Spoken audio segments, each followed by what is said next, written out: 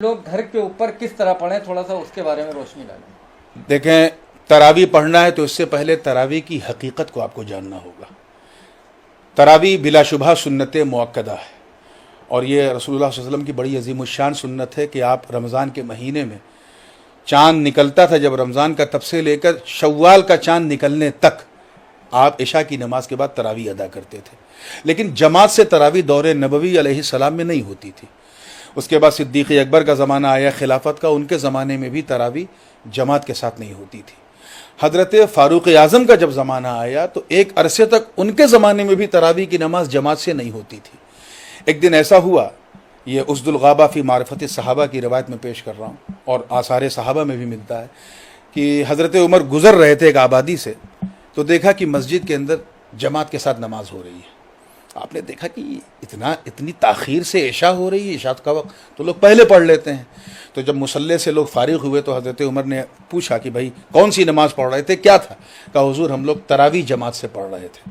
तो हज़रत उमर इब्न ख़त्ताब ने कहा कि निअमतिल बिदअतु हादिही, ये अल्फाज थे कि ये बहुत अच्छी बिदअत है, यानी ये वो बिदअत है जो जिससे शौकत इस्लामी में इजाफा होगा। बस उसी दिन से तरावी की नमाज जमात के साथ उस पर इजमा हो गया उम्मत का।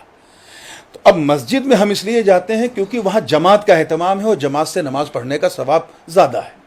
लेकिन लॉकडाउन की सूरत में जहाँ हम मुक़य्यद हैं, महसूर हैं, मजबूर हैं, वहाँ हम घर में तरावी पढ़ें।